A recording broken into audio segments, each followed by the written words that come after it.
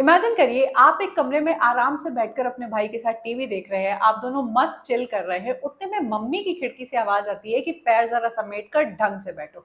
बताइए, ये जो स्टेटमेंट है उन्होंने दोनों में से किसके लिए पास किया होगा?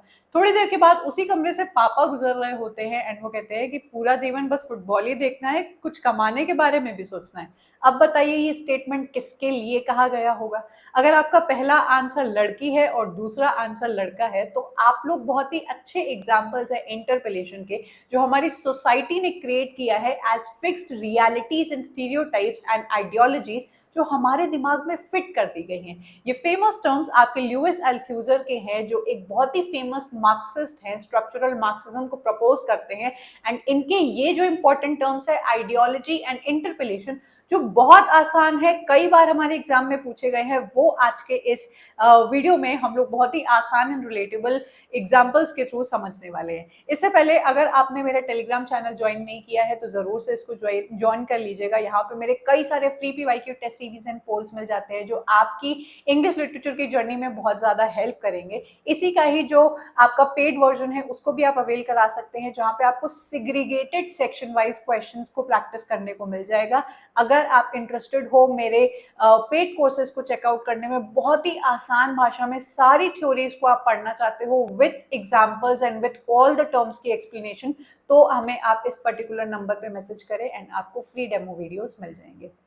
बात करेंगे ल्यूइस अल्थ्यूजर के बारे में। मार्क्सिस्ट आइडियोलॉजी को ये बिलोंग करते हैं। अगर आप ल्यूइस अल्थ्यूजर को पढ़ना चाहते हैं तो आपको इनको बोथ कल्चरल स्टडीज में भी पढ़ना है, क्योंकि इन्होंने कल्चर कैसे काम करता है, पॉपुलर कल्चर किस तरीके से किन चीजों की वजह से इन्फ्लुएंस्ड होता है, उसमें भी इनको पढ़ाया जाता है। वेयर एज आप इनको मार्क्सिज्म की थ्योरी के अंदर, लिटरेरी थ्योरी के अंदर भी पढ़ते हो।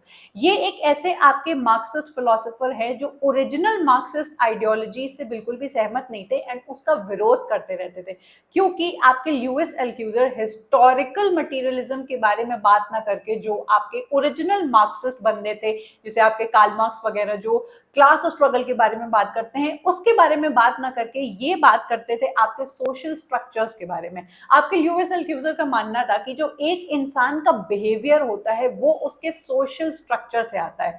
सोशल स्ट्रक्चर से मेरा यहाँ पर मतलब है कि कौन हमारे ऊपर है, कौन हमारे नीचे है, कौन हमें रूल कर रहा है, किन की बातें हम लोग कंज्यूम कर रहे हैं एंड किन की आइडियोलॉजीज को हम लोग सच मानकर बैठ गए हैं। इन सभी टॉपिक्स के बारे में आपके ल्यूइस अल्थ्यूजर ने बात की है। इनके कुछ फेमस टर्म्स हैं, जैसे कि interpellation, ideology, ideological state apparatus in repressive state apparatus. Although मैंने ये अपने कोर्स में पढ़ा कर रखे हैं, but if you are not a part of those course तो आप इनको सर्च करके भी पढ़ सकते हैं। मैंने आपको लिस्ट दे दी कि ये इनके इंपॉर्टेंट टर्म्स हैं, इनसे आपको क्वेश्चंस देखने को मिल जाएंगे। नेक्स्ट, स्ट्रक्चरल मार्क्सिज्म को मैंने जिस तरीके से बताया कि स्ट्रक्चरल मार्क्सिज्म आपके ओरिजिनल मार्क्सिज्म का विरोध करता है, उससे थोड़ा हट के बात करता है। कहता है कि एक इंसान का जो बिहेवियर है वो उसके सोशल स्ट्रक्चर की वजह से ही इन्फ्लुएंस होता है। हमारी मम्मियां किचन में यूज्ड पन्नियों को संभाल के रखती हैं, जो आइसक्रीम के डब्बे होते हैं उसमें मटर डाल देती हैं। काफी सारे उनके जो बिहेवियर होते हैं वो इस वजह से आते हैं क्योंकि वो एक पर्टिकुलर मिडिल क्लास सोसाइटी को बिलोंग करती हैं एंड जो भी उनका बिहेवियर है, उनके बिहेव करने का पैटर्न, हमारे फादर का बार बार सेविंग्स के लिए हम लोग को टोकने का जो पैटर्न होता है, वो उसी वजह से आता है, because we belong to a certain social structure. इसको इन्होंने स्ट्रक्चरल मार्क्सिज्म कहा है। नेक्स्ट जो इनका टर्म है आइडियोलॉजी, बहुत इंपॉर्टेंट टर्म है। हम लोग अक्सर अपनी डेली लाइफ में आइडियोलॉजी वर्ड का इस्तेमाल करते हैं, लेकिन एक्चुअल में इसका मीनिंग नहीं समझते हैं। आइडियोलॉजी का सिंपल मीनिंग होता है किसी भी इंसान के सेट ऑफ बिलीव्स एंड उनके वैल्यूज। किसी के कुछ लोग ऐसे पेरेंट्स होते हैं जो मानते हैं कि लड़कियों की एजुकेशन पर स्पेंड करना एक इन्वेस्टमेंट है एंड ये एक अच्छी चीज होनी चाहिए, जहां पर लड़की को इंडिपेंडेंट होना चाहिए एंड उसको किसी के भी सामने हाथ ना फैलाने पड़े। बुरे वक्त में she should be independent and she should be earning on her own and meeting her own needs. वहीं दूसरे फैमिली की आइडियोलॉजी हो सकती है कि लड़की के ऊपर इतना ज्यादा पढ़ाई पे स्पेंड करने से कोई इन्वेस्टमेंट तो ये नहीं है, ये हमारा पैसा बर्बादी होगा, क्योंकि शादी करके ये दूसरे घर चली जाएगी। दूसरे के घर में भी जब जाएगी तो आप देखेंगे कि अक्सर पढ़ी लिखी बहुओं की बहुत ज्यादा डिमांड की जाती है, लेकिन उन पढ़ी लिखी बहुओं का काम क्या होता है कि तुम्हें पढ़ना लिखना आगे नहीं है, तुम्हें जॉब नहीं करनी है, तुम्हें मेरे घर आके खाना बनाना है। आपको क्या लगता है कि ये आइडियोलॉजीज क्यों बनाई गई हैं या ये प्रथाएं क्यों बनाई गई हैं?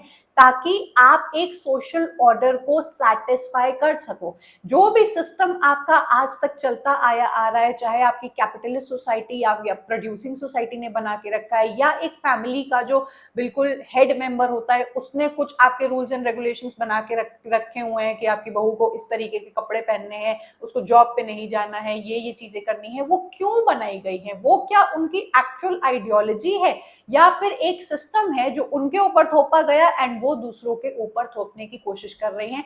किस वजह से? कि भैया उनका दाना पानी अच्छा चलता रहे, उनका जो सोशल ऑर्डर है उसमें किसी भी तरीके की खराबी नहीं आए।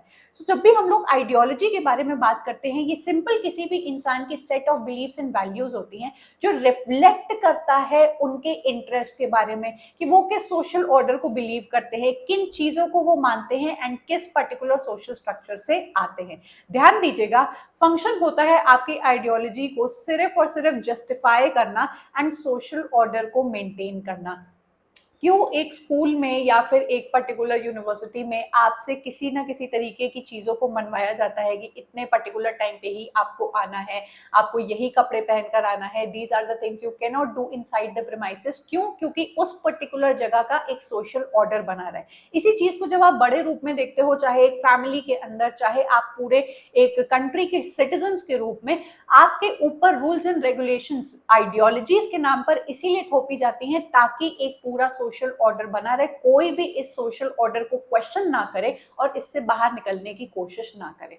सो ideology is a system of representation that shapes how individual perceive and understand the world. आपको इंसान की थिंकिंग, आप किसी से अगर बात करिए तो आपको पता लग जाएगा कि ये पुरानी सोच वाला इंसान है, ये नई सोच वाला इंसान है, ये नाटक कर रहा है या फिर ये एक्चुअल में लिबरल है। ये जो आइडियोलॉजीज होती हैं, जो एक इंसान की एक्चुअल में अपनी थिंकिंग होती है, वो उसके बात करने से आपको ऑलरेडी पता लग जाती है एंड ये इसी चीज को आपके ल्यूइस अल्थ्यूजर ने बोला है आइडियोलॉजीज। इसके बारे में थोड़ा सा और जान लीजिए कि आइडियोलॉजी सर्व करती हैं to integrate individuals into a social order. Ideology बनाई ही जाती है ताकि एक प्रॉपर जो ऑर्डर है वो चलता रहे। फिर चाहे आपके माँ बाप को ये बोलना कि आपको सुबह को उठकर नहा धोकर तभी पढ़ाई पे बैठना चाहिए या काम पे जाना चाहिए, क्योंकि उनके अकॉर्डिंग ही ये एक सही तरीका है। एक औरत को ये बताना कि तुम्हें अपने जॉब पे जाने की जरूरत नहीं है, तुम्हारा पति कमा तो रहा है, वो इसलिए बोला जाता है, ये आइडियोलॉजी उस औरत के ऊपर इसलिए थोपी जाती है ताकि उनका काम आराम से चलता रहे, वो मजे से चिल मारे एंड आप उनके लिए खाना बनाओ।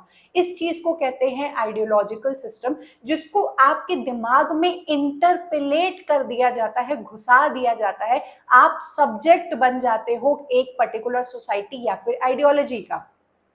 इंटरपेलेशन जो इनका सबसे इंपॉर्टेंट टर्म है, वो एक तरीके से लोगों को एड्रेस करता है, उनको हेल करता है कि हे यू, ये काम तुम्हें करना है, हे यू, ये आइडियोलॉजी तुम्हें बिलोंग करती है, ये पर्टिकुलर स्टीरियोटाइप्स तुम्हारे लिए बनाए गए हैं। हम लोग ने हमेशा से देखा है कि बचपन से ही जब एक लड़की का जन्म होता है तो उसके कमरे को बिल्कुल पिंक पिंक सजाया जाता है, उसके लिए डॉल्स आती हैं and everything is very flowery and pinky. वहीं दूसरी तरफ अगर एक लड़का पैदा होता है तो उसके कमरे को ब्लू कलर से सजाया जाता है, उसके लिए टॉयज, कार्स एंड आपकी बहुत ही जो बोल सकते हैं सुपर हीरोज टाइप के टॉयज लेके आते हैं। तो आप खुद बताइए कि क्या एक पर्टिकुलर बच्चे ने, जिसने अभी अभी जन्म लिया है, उसने खुद ये चीजें मांगी है कि नहीं मुझे तो आपकी डॉल से ही खेलना है, मुझे तो ट्रक से ही खेलना है, या फिर आप उस बच्चे को एक जेंडर स्टीरियोटाइप थोप रहे हो उसके ऊपर कि तुम एक लड़की हो, तुम तो डॉल से खेलोगी एंड किचन सेट से खेलोगी, एंड तुम एक लड़के हो, तुम्हें तो टफ होना है, तुम्हें रोना नहीं है एंड तुम्हें ये सारी चीजें करनी है। While you are doing such things, you are interpolating some ideologies into a particular gender। यहाँ पे बात मैं जेंडर की कर रही हूँ, लेकिन एक ये चीज आपकी फैमिली में भी की जाती है जहां पर कुछ रोल्स थोप दिए जाते हैं कि a woman should be the nourishment taker of the house and a male should be the bread winner of the house. लड़कों को रोना नहीं चाहिए, उनके ऊपर, उनके कंधों पर न जाने कितनी रिस्पॉन्सिबिलिटीज डाल दी जाती हैं कि तुम्हें तो हमें कमा के खिलाना है, तुम्हें अपना घर भी पालना है, तुम्हें माँ बाप को भी पालना है, अपने भी बच्चों को देखना है। तो आप देखा करिए कि हमारे फादर्स की कुछ टाइम के बाद क्या हालत हो जाती है एंड कितने ज्यादा वो डिटैच्ड हो जाते हैं, they just know how to earn and बहुत ही इमोशनलेस हो जाते हैं। सो ये जो इंटरपेलेशन है, जो आपको बुलाकर एड्रेस कर कर ये जो सोसाइटी है आपके ऊपर थोपती है, वो आपके ल्यूइस अल्थ्यूजर ने बताया है इस इंटरपेलेशन। ठीक है, थोड़ा सा हम लोग देख लेंगे कि लाइंस हम लोग को पता हो कि जब क्वेश्चंस हमारे सामने आए तो हम लोग को पता चल जाए। It is an effectively positioning them within a framework of social and ideological framework. Interpellation का सीधा से मतलब होता है कि आपने किसी को नॉक नॉक करके बुलाया, हे यू करके बुलाया और उसको बताया कि तुम एक लड़की हो, तुम्हें पैर समेट के बैठने हैं, तुम एक लड़की हो, तुम्हें ढंग के कपड़े पहनने हैं, तुम एक लड़की हो, तुम्हें कमाने की जरूरत नहीं है, तुम्हें खाना बनाने में अच्छा होना चाहिए। So this is what a society is trying to interpellate inside you. आपको कुछ रोल्स असाइन किए जाते हैं कि तुम अगर एक लड़की हो तो तुम्हारे ये रोल है, तुम अगर एक लड़के हो तो तुम्हारे ये रोल है, अगर तुम एक फैमिली के ये पर्सन हो तो तुम्हें ये चीजें करनी है, तुम एक घर के छोटे मेंबर हो तो तुम्हारे ऊपर कोई रोल नहीं है। ये कुछ चीजें आपको एक सोसाइटी इंटरपेलेट करा रही है, असाइन करा रही है, मतलब कि ये कोई रोल है जो आपको परफॉर्म करना है इस सोसाइटी में। Interpellation is like hailing someone and उनको सब्जेक्ट की तरह डील कराना। अगर आपने हेलमेट नहीं पहना है एंड आप सड़क पर जा रहे हो, अचानक से पुलिस की पीछे से चिल्लाने की आवाज आती है तो आपको पता लग जाएगा या आपको लगेगा कि यार वो मेरे ऊपर ही चिल्ला रहा है, मुझे ही चालान काटने के लिए, रोकने के लिए मतलब उसने आवाज लगाई है। This is like interpellation. आपको पता लग जाता है कि you being the citizen of this country, अगर आपने हेलमेट नहीं लगाया है, आप रूल्स को फॉलो नहीं कर रहे हो, तो आपको अलग से बुलाकर आपको वो रोल थोपा जाएगा। ये चीज आपकी बीइंग अ सिटीजन भी काम करती है, यू बीइंग अ स्टूडेंट भी काम करती है, एंड अगर आप एक वर्कर हो तो आपसे एक कैपिटलिस्ट सोसाइटी में अज्यूम किया जाता है कि तुम्हें तो 70 घंटे काम करना चाहिए। अगर तुम 70 घंटे काम नहीं कर रहे हो, आप एक अच्छे वर्कर नहीं हो। आपके वर्किंग स्किल्स को, लेबर एंड आपकी जितनी भी वर्क हार्ड जो आप कर रहे हो उसको ग्लोरीफाई करके कि मेहनत ही तो आपका एक बहुत ही अच्छी चीज होती है। आपकी जो बोर्जुआ सोसाइटी होती है वो प्रोलेटेरिएट के ऊपर रूल करती है, उनको ये बता के कि मेहनत ही तो अच्छी चीज होती है, आपको मेहनत करके ही तो अपने घर वालों को पालना चाहिए, एंड खुद चाहे वो लोग मेहनत कर रहे हो या नहीं कर रहे हो। सो this is all a ideological system. जो लुइस एल्थ्यूजर ने बताया है कि आइडियोलॉजीज जो सेट ऑफ बिलीफ होती हैं वो लोगों के दिमाग में इंटरपेलेट की जाती हैं ताकि एक प्रॉपर ऑर्डर आपका चलता रहे, and this is what he talks about in a Marxist society. Question को हम लोग जरूर से एक बार देख लेंगे। ये क्वेश्चन आपसे पूछा गया है स्टेटमेंट 1 एंड स्टेटमेंट 2 से। Althusser's theory of interpellation implies the act of hailing like hey you and thereby turning individuals into ideological consenting subjects। एक होता है ना रूल बाय consent, हेजेमनी जो एंटोनियो ग्राम्स्की का टर्म है, उस पर भी मैं एक वीडियो जरूर से बनाऊंगी।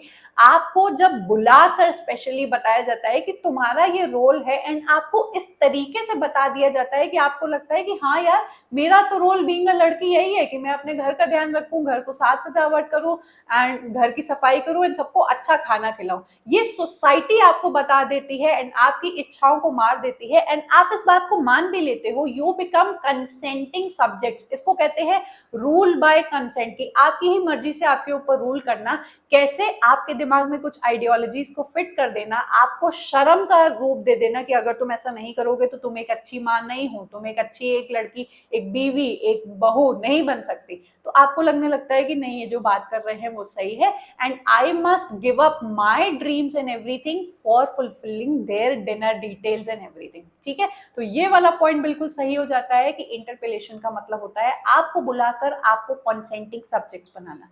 दूसरा statement, Althusser's theory of interpellation is very much similar to the concept of Derrida's theory of deconstruction। अब ऐसे घुमावदार क्वेश्चंस आपसे जरूर से पूछे जाते हैं जिसमें जज किया जाता है कि आपने सपोज इंटरपेलेशन या मार्क्सिज्म थ्योरी पढ़ी, क्या आपने डीकंस्ट्रक्शन थ्योरी भी पढ़ी है या नहीं। सो जिसने भी डीकंस्ट्रक्शन थ्योरी को पढ़ा है वो कहीं से भी ये नहीं बोलेगा कि इंटरपेलेशन एंड डीकंस्ट्रक्शन डेरिडा की थ्योरी कनेक्टेड है। ये दोनों अलग अलग चीजें हैं, क्योंकि डीकंस्ट्रक्शन चीजों को भंग एंड रिजेक्ट करने की कोशिश करता है एंड इंटरपेलेशन तो हाथ जोड़कर हर चीज को मान लेता है। इसी वजह से आपका first statement true and second statement false बन जाता है।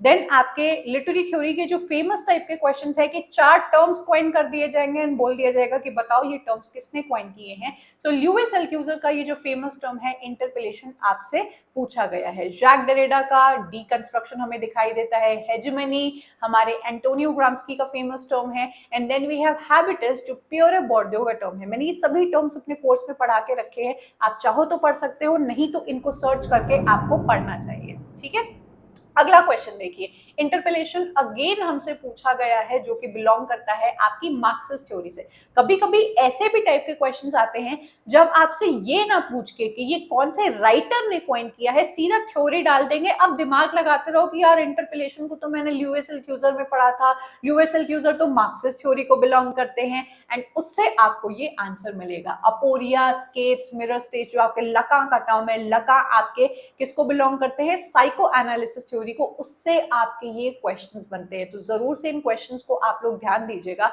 और ऐसे टाइप के कई क्वेश्चंस को अगर आप सिग्रीगेटेड लगाना चाहते हो कि भाई मुझे मार्क्सिज्म के ही सारे क्वेश्चंस मिल जाए, मुझे सिर्फ और सिर्फ पोस्ट कॉलोनियल या डीकंस्ट्रक्शन थ्योरी के क्वेश्चंस मिल जाए, वो भी इस पर्टिकुलर पीवाईक्यू टेस्ट सीरीज से पॉसिबल है। अगर आप इस टेस्ट सीरीज का पार्ट है तो इस येलो बटन को क्लिक करेंगे तो आपके सामने खुद से सिलेक्ट करने की एक लिस्ट आ जाएगी जहां पर आप सिग्रीगेटेड क्वेश्चंस को प्रैक्टिस कर सकते हो, which is a unique feature जो बच्चों की बहुत हेल्प करता है। आप चाहें तो आपने आज जो टर्म पढ़ा जो मात्र एक बूंद के बराबर था आपके literary theory and cultural study के ओशन में, उसको आप जाकर पढ़ सकते हैं। कई सारी थ्योरीज, कई सारे terms with proper explanation of questions in chronology मैंने इस कोर्स में पढ़ा के रखा है। You can message me on this number and आपको proper free demo video links मिल जाएंगे। जरूर से मेरे टेलीग्राम ग्रुप को ज्वाइन कर लेना, यहाँ पर आपको और भी बहुत सारी चीजें मिल जाएगी। मुझे कमेंट करके बताना कि नेक्स्ट कौन सा वीडियो आप देखना चाहोगे इसी आसान भाषा में जो आपके लिटरेरी थ्योरी के कट इन टर्म्स को आपके लिए आसान बना दे। I am going to take your leave and I am going to meet you up next in yet another video. Up till then, bye and take care.